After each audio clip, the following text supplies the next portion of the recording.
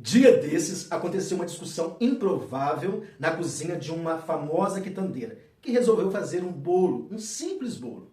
Depois de colocar os seus ingredientes sobre a sua bancada, ela foi ligar o forno. Enquanto fazia isso, ali na bancada começou uma discussão entre os ingredientes. A farinha de trigo, sendo a primeira a sair da despensa, olhou para os seus amigos ali e disse: eu vejo vocês aqui, eu não consigo parar de rir. Vocês são muito sem graça. Eu sou a mais importante entre todos os ingredientes. Sou eu a mais importante. Eu que estou presente em todas as cozinhas pelo mundo. Sem mim não há bolo. Sou branca como a neve. Enquanto ela falava aquelas palavras descabidas, o açúcar, calado, ali, como quem sabe o que faz e sabe se colocar, olhou para ela e disse: a senhora pode até ser um alimento, um ingrediente importante numa receita. Pode até compor as bancadas das cozinhas pelo mundo. Mas a senhora sem mim não tem gosto algum. A senhora é muito sem graça, dona Farinha de Trigo. A farinha de trigo olhou aquilo e achou um absurdo ser insultada daquela maneira. Olhou para ele e respondeu: senhor açúcar, o senhor já está saindo de moda. O senhor já não faz parte do cardápio de muitas pessoas. Para muitos o senhor é um veneno.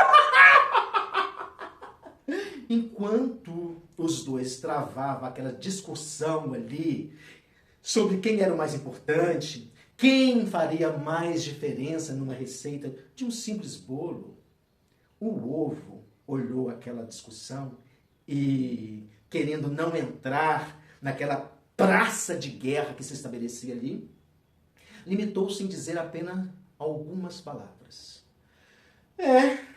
Vocês podem até se colocar como importante, mas se eu cair aqui, acabou a receita. Não existe bolo sem ovo. E sem mim, vocês ficam uma corzinha sem graça, sem sabor. É melhor pararem por aí. Enquanto disse aquilo, outro ingrediente entrou na receita: o leite. O leite, que estava calado até aquele momento, olhou para aqueles ingredientes ali e disse: Eu posso até não servir para nada na visão de vocês, posso até não servir para nada, mas preste atenção, eu sou um ingrediente, eu acho que eu sou o mais perecível aqui de todos vocês, porque por qualquer coisa eu azedo.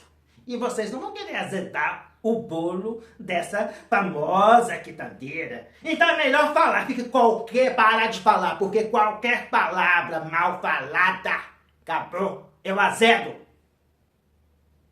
Houve um pouco de silêncio.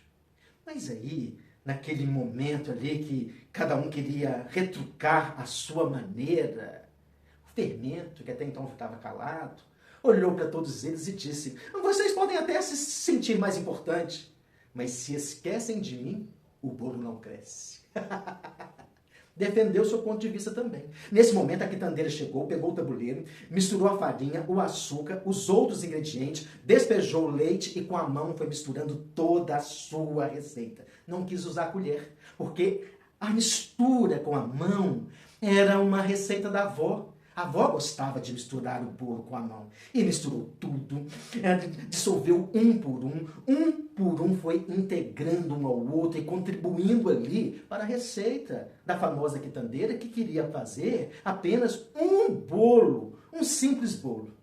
Mas a discussão ainda continuou dentro do tabuleiro da famosa quitandeira. Cada um defendia ali o seu argumento de que era mais importante, de que era mais saboroso, de que estava na escala mais importante numa receita e nas cozinhas pelo mundo.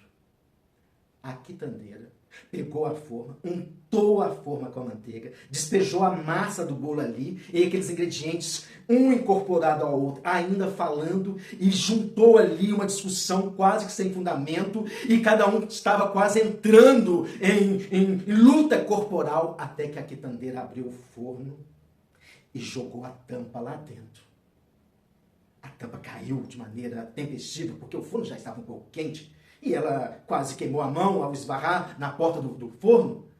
Mas na medida em que os ingredientes percebiam a presença do fogo, ninguém mais disse mais nada.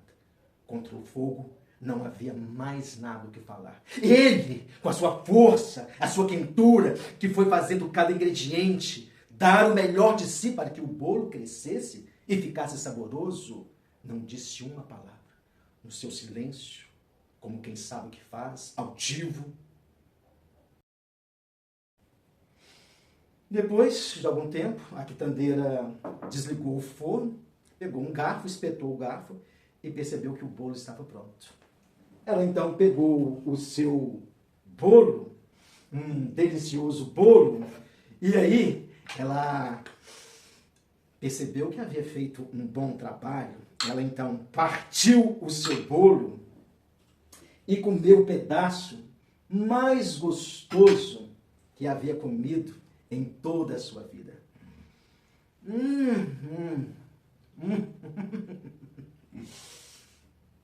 Eu contei essa história para um amigo outro dia e ele me respondeu: não é? Eu acho que eu tenho servido de farinha, de açúcar, de leite para muita gente. Olá, meu nome é José Roberto Pereira, eu sou ator, escritor, falo de Pará de Minas e Minas Gerais. A história que eu contei, eu fiz um reconto da história original, chama-se Bom Gosto, e ela está presente no meu 8º livro, chamado Credo que Delícia, lançado pela Mosaico Editora. Bom Gosto é também um reconto de um conto do Machado de Assis, chamado Um Apólogo. Espero que vocês tenham gostado. Até a próxima e me siga nas redes sociais.